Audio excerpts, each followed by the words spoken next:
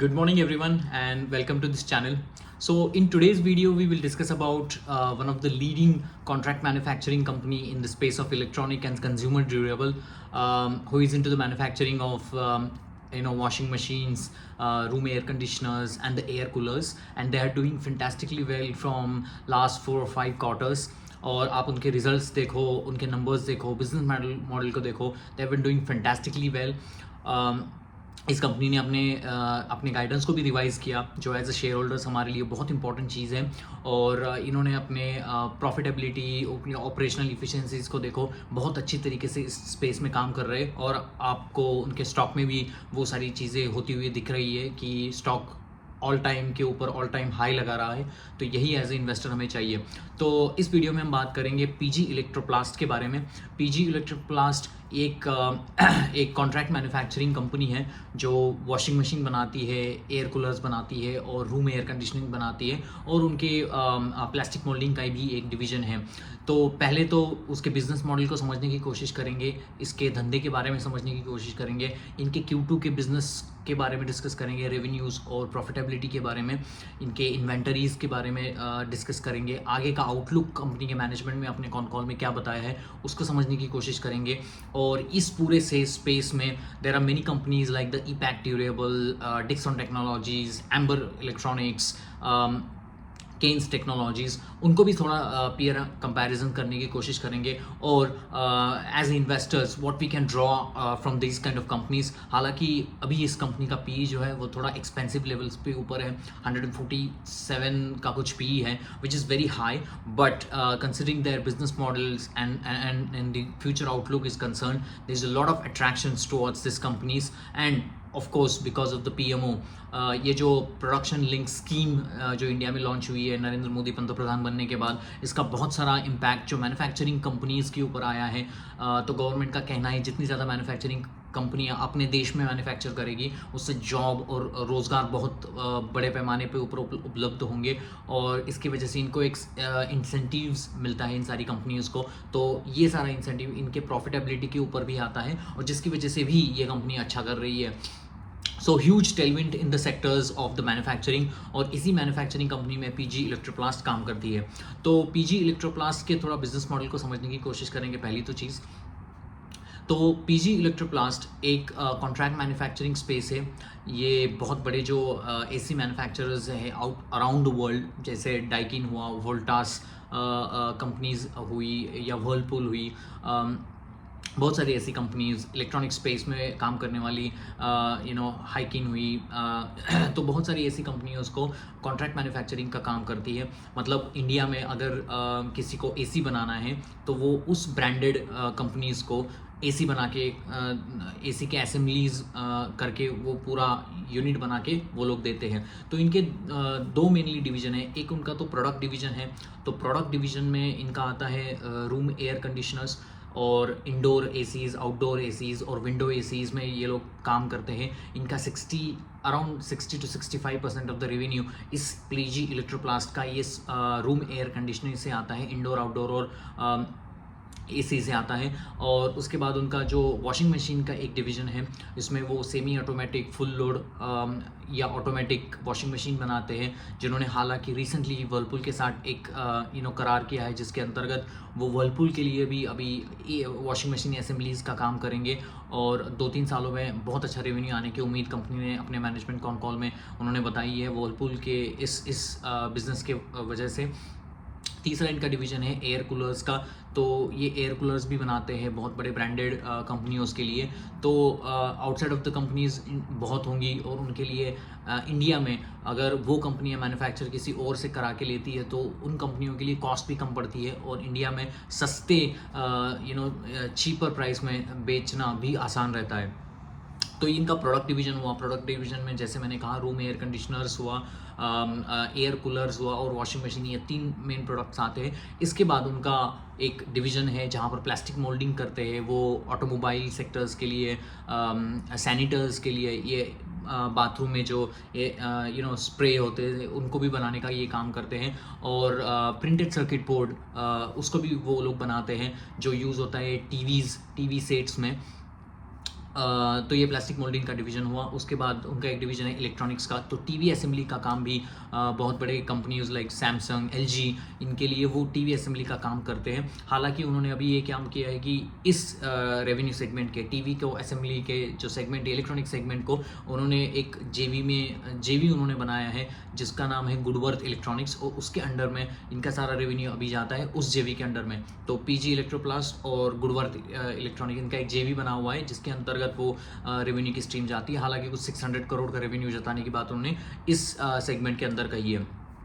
तो ये उनका जो डिवीज़न था, तो हमने कहा कि एक प्रोडक्ट डिवीज़न है, दूसरा प्लास्टिक मोल्डिंग का डिवीज़न है, इलेक्ट्रॉनिक्स का डिवीज़न है, और इनका एक टूल मैन्युफैक्चरिंग का भी डिवीज़न है।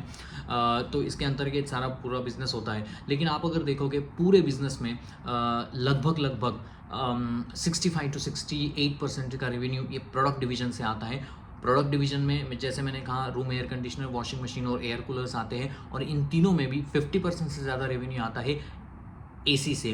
तो एसी मैन्युफैक्चर करने के काम से उनको 50% ऑफ द रेवेन्यू आता है। 2020 में ये कंपनी में पूरे प्रोडक्ट डिवीज़न का जो कंट्रीब्यूशन था वो 23% के ऊपर था। लेकिन अभी जो ग्रोथ 2020 से लेके 2024 तक जो 34% के कैगर से इन्होंने अपने रेवेन्यू में ग्रोथ दिखाई है, ईबिटा में ग्रोथ 38% की दिखाई है, और जिनका बहुत सारा जो कंट्रीब्यूशन जाता है वो उनके प्रोडक्ट डिवीज़न में जाता है। तो मतलब इंडिया में आप अगर देखोगे जैसे ही हमारे डिस्पोजेबल इनकम बढ़ रहे हैं, राइजिंग यंग पॉपुलेशन बढ़ रहा है, और आप अगर देखोगे इंडिया में एक एवरेज टेम्परेचर भी बहुत ज़्यादा तरीके से बढ़ रहा है। स्पेशली मानसून को आप छोड़ दो, whether it is a winter, whether it is a peak summers, you go to the all of the places, और जो हीट इंडिया में बढ़ रही है, तो इसीलिए and peoples income is also getting higher and they need to upgrade their life style. इसीलिए AC is coming to the very much into the place, whether it is a mall, whether it is your bungalows। India में आप देखोगे infra भी बहुत तेज़ी से बढ़ रहा है, और जैसे जैसे इंफ्रा बढ़ेगा वैसे वैसे demand of the AC is also getting up high, and also there is a boost of government scheme like the PLI scheme। तो गवर्नमेंट भी बढ़ावा दे रही है कि इंडिया में मैन्युफैक्चर आप करोगे तो एक इंसेंटिव्स मिलता है। तो इन सारी चीज़ों की वजह से इस पूरे सेक्टर में एक ह्यूज टेलविंड है। मैनेजमेंट ने अपने काम कॉल में यही बताया है कि डिमांड में कोई उनमें प्रॉब्लम नहीं है, there is a huge demand in the sectors, और आगे आने वाले सालों में पीजी इलेक्ट्रोप्लास्ट ने कहा है कि 35 से 40% का रेवेन्यू गाइडेंस करने का भरोसा इस कंपनी के मैनेजमेंट में जताया है। And they have they have sold it like the AC business will be the game changers along with the washing machines, and they are also launching a new products into this different category, which is also boosting the growth for the PG Electroplast। तो ये हुआ in general PG इलेक्ट्रोक्लास के बारे में। जैसे मैंने कहा TVs को असेंबल करते हैं, इलेक्ट्रॉनिक कंज्यूमर ड्यूरेबल्स हुआ, सैनिटरी वेयर्स हुआ, ये आपके सीलिंग फैंस हो गए, इसको वो असेंबली करने का काम करते हैं, और जिससे उनको ग्रोथ आती है। थोड़ा बहुत आते हैं कि इनके रेवेन्यू नंबर्स कैसे थे Q2 2025 के वर्सेस दी लास्ट Q2, क्योंकि आपको एक बात समझना पड़ेगा, this kind of businesses like jewellery, it is a kind of a seasonal business. आप अगर देखोगे गर्मी हमारे यहाँ Q1 में बहुत ज़्यादा होती है, इसीलिए there are I mean the Q1 is and Q4 and the Q1 is the biggest quarter in the whole financial year for the companies like the ACs, because सबसे ज़्यादा ACs गर्मी में बिकेंगे, और इसीलिए you cannot compare with Q2 versus Q1 and Q3 versus Q2। You have to always compare these kind of businesses on the yearly basis. तो इस Q2 में क्या था परफॉर्मेंस और लास्ट Q2 में क्या था, so you need to always track the businesses like the the PG Electroplast or the Aditya Visions or the jewelries, Kalyan, Senco, because for the jewelry businesses Q3 has always been the top, always been the good business quarter because of the so many festivals, so many weddings in the winter season in India. That's why Q3 is for them the topmost quarter. So you need to also understand the different businesses you have to track in a different way. IT में ऐसा कोई चीज़ नहीं है, IT में you can track Q2 versus Q1, क्योंकि वहाँ पर festivities का और मानसून और हीट का इतना ज़्यादा इम्पैक्ट नहीं होता है। तो रेवेन्यूज़ के ऊपर आते हैं, उन्होंने 46% की ग्रोथ दिखाई है Q2 और Q2 में, और H1 में 78% की ग्रोथ दिखाई है अपने रेवेन्यूज़ में, और उनको ऑपरेटिंग लेवरेज मिला है 57% से उनकी प्रॉफिटेबिलिटी बढ़ी है।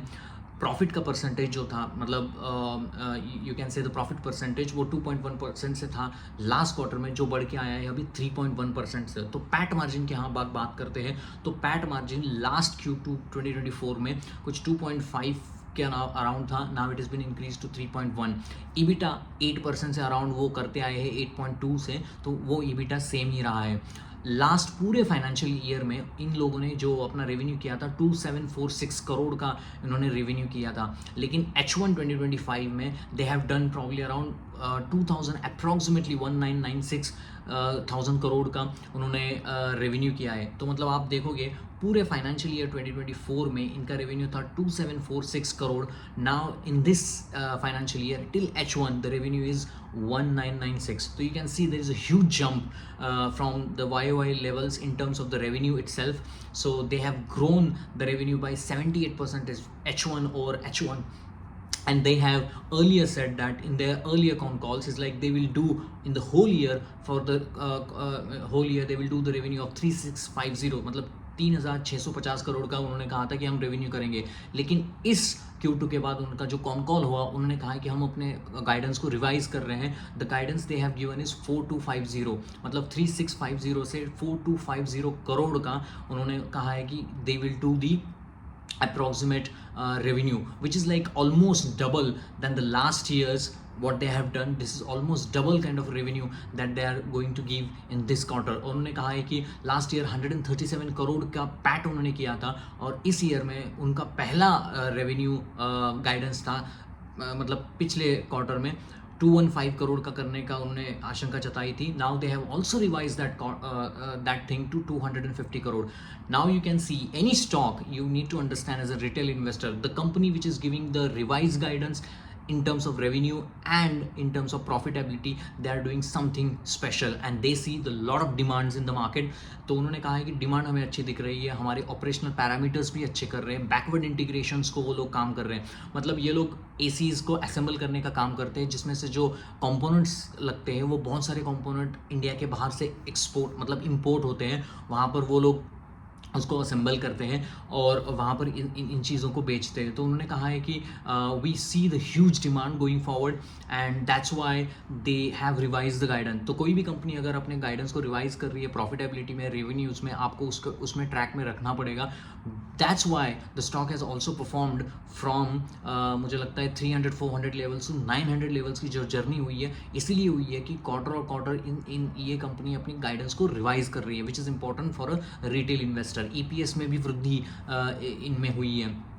आप अगर देखोगे रेवेन्यू गाइडेंस में, आप देखोगे AC का जो बिजनेस है वो 212% से बढ़ा है Q2 और Q2s में। और उन्होंने कहा है कि ये क्यों बढ़ा है, क्योंकि लास्ट ईयर में उनका बेस छोटा था और इस ईयर में डिमांड रोबोस्ट तरीके से उनके यहाँ पर आ रही है, और जिसकी वजह से उनको 212% की ग्रोथ AC बिजनेस में लगी है, और 143% से H1 और H1 में उनके AC में वृद्धि हुई है।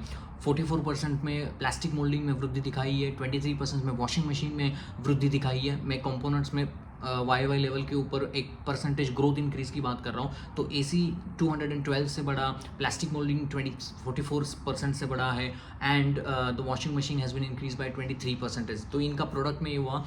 प्लास्टिक मोल्डिंग में उन्होंने कहा है कि ये 44% की जो ग्रोथ है वो थोड़ी सस्टेनेबल नहीं है, आगे जाके वो 20% ही रहने वाली है, but they have a huge scope in the washing machine business as well as the AC, and they see the huge demand percentage to go forward. उन्होंने कहा है कि FY26 और FY27 तक they will do the revenue CAGR of 35 to 40% and they will comfortably doing it.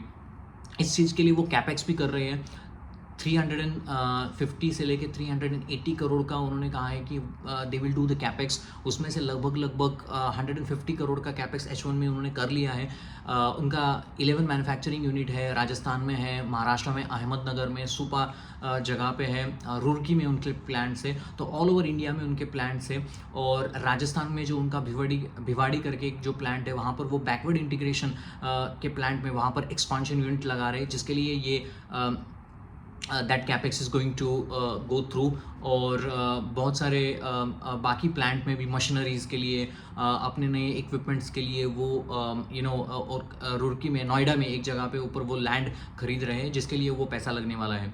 इस company ने 1500 करोड़ का QIP भी किया है। तो जो कंपनी ग्रोथ के ऊपर फोकस रखती है वो QIP भी करती है। 1500 करोड़ का QIP नए एक्सपेंशन लाइन को बिठाने के लिए उन्होंने किया है, और आगे जाते हुए they will gradually invest in this expansions of the existing AC unit. मतलब एक जगह पर रेवेन्यू बढ़ रहा है, मैनेजमेंट बोल रहा है कि डिमांड अच्छी है, उसके लिए कैपेक्स भी कर रहे हैं, उसके लिए QIP भी कर रहे हैं. That shows a confidence of the management to do well in terms of the growth of these kind of companies. So everything is fantastic. There is only one risk which I want to talk about is like उन्होंने management में कहा है कि इनके जो 90% export होते हैं, उनके जो कंपोनेंट जो AC असेंबलीज में लगते हैं या वॉशिंग मशीन असेंबलीज में लगते हैं, तो अभी गवर्नमेंट ऑफ इंडिया ने BIS सर्टिफिकेट मैंडेटरी किया है. BIS certificate is important if you have to procure from anything these kind of component from outside, और वो इतनी जल्दी नहीं मिलता है. There is a process to it and इसके लिए बहुत सारा टाइम लगता है. तो उन्होंने कहा है कि BIS सर्टिफिकेशंस के लिए बहुत सारा टाइम लगता है and this is not for PG electronic but for the whole industry.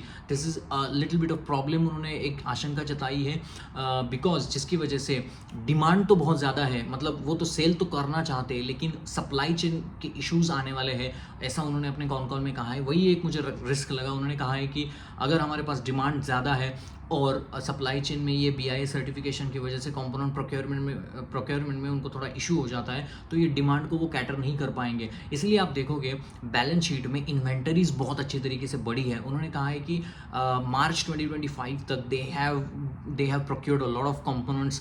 इसीलिए आपको इन्वेंटरीज में बहुत ज़्यादा माल दिखेगा because we have a demand, because we have a problem in BIS going forward and that's why they have kept it lot of inventories in stock.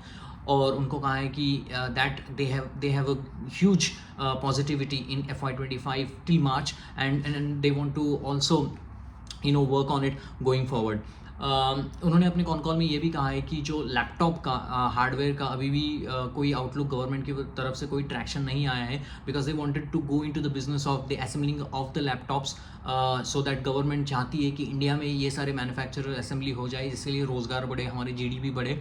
तो लेकिन उन्होंने कहा है कि PG Electroplast is carefully monitoring all the situations, उसके बाद ही वो पैसा डालने की बात करेंगे आगे जाते हुए, क्योंकि उन्होंने कहा है कि अभी तक उनको कोई firm outlook at the ground पे नज़र नहीं आ रहा है and they will wait and watch in the situation of this laptop assemblies and the manufacture is concern.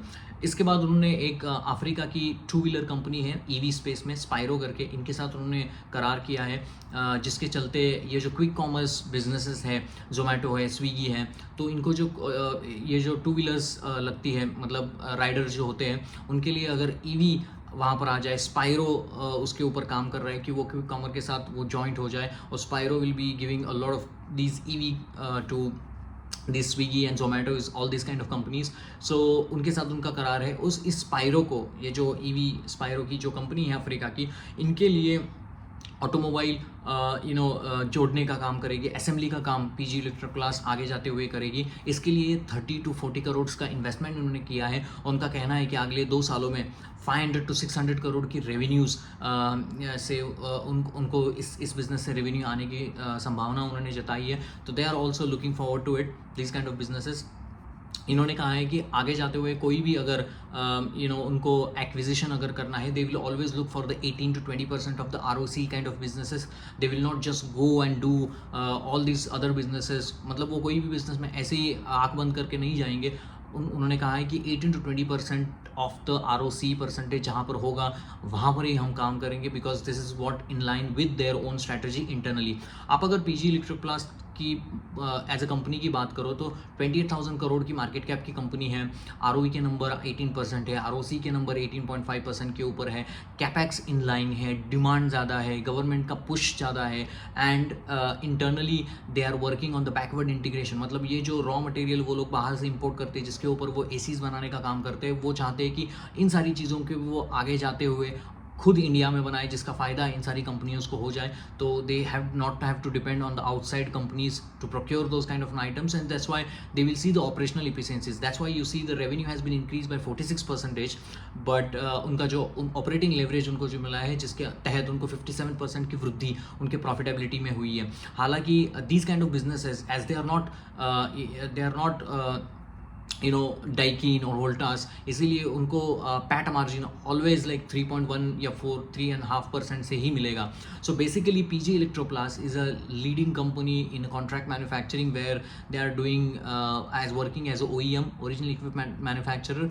Also they are working as a original design manufacturers, मतलब खुद अपना design करेगी, अपने एसीज़ का मैन्युफैक्चर करेगी और वो बेचेगी. नहीं तो वो एज अ OEM भी काम करेगी, मतलब वोल्टास जैसी कंपनी इनको कॉन्ट्रैक्ट देगी कि this is how the design is and you just do the assemblies and give it back to us. That's comes under the OEM. And original design manufacturers के तहत खुद अलग अलग प्रोडक्ट को लॉन्च करके डिज़ाइन करके भी वो लोग बाजार में ला सकते हैं. And then they can sell it to the companies like the Daikin, Whirlpool or the many other companies, and that companies put the stamp on it and they will sell on their own name because LG has a name in the market.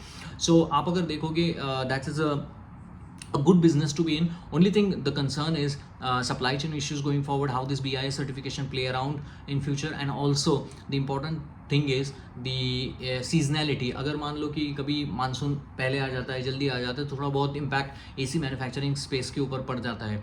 जैसे gold space में आपने देखा है कि Sky Gold, they are doing contract manufacturing for the jewellery companies like the Senkos and the PNGs and the Kalyan Jewelers.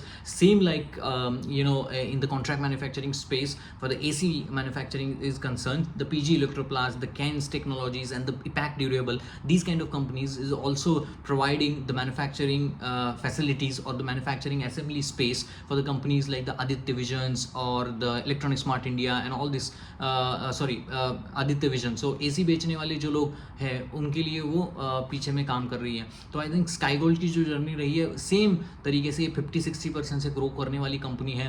Company के fundamental अच्छे हैं, company अच्छा काम कर रही है. Only thing is this PE is very high. So you need to also look in to this. If there is any dip in terms of कोई huge problems and the PE drop back, and then there will be a good opportunity. No buy and sell recommendation. You can do your own studies before you invest these kind of companies. If you like my videos, then please like, share and subscribe to these channels, and I'm happy to have and get your comments on my videos. That will give me inspiration to come up with these kind of videos in going forward. So यही है, they are doing fantastically well.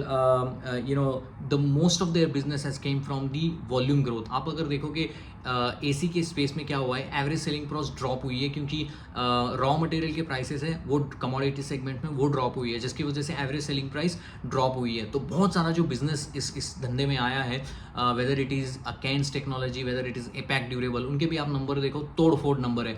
कोई भी company ऐसी नहीं है AC manufacturing में India में जहाँ के उनके नंबर्स तोड़ फोड़ नहीं है, बहुत अच्छे नंबर्स हैं. लेकिन यू नीड टू ट्रैक कि मतलब वही होता है कि कोई अगर स्पेस अच्छा कर रहा है तो everybody want to jump into that space. Like the paint, Opus Birla is coming now, taking the market shares of the Asian Paint, and now basically the PG Electroplast taking the market share in the AC business. मतलब 60-65% से AC manufacturing इनका grow कर रहा है. So I think they are doing fantastically well. Whirlpool के साथ करार किया है, QIP भी ला रहे हैं, स्पायरो के साथ करार किया है. So there is lot of tailwinds, government schemes है, there is so many things happening in this sectors. So you can have a look into this companies. Maybe next video I come up with the Ipac Durable, which is another a good company in this space. You can have a look into this. They are doing fantastically well. So hope you like my videos, and like, shares and subscribes for this channel, and happy to take your comments and work on it. That will be my aim. So I hope you like today's video as well. So thank you very much, and have a nice day, guys.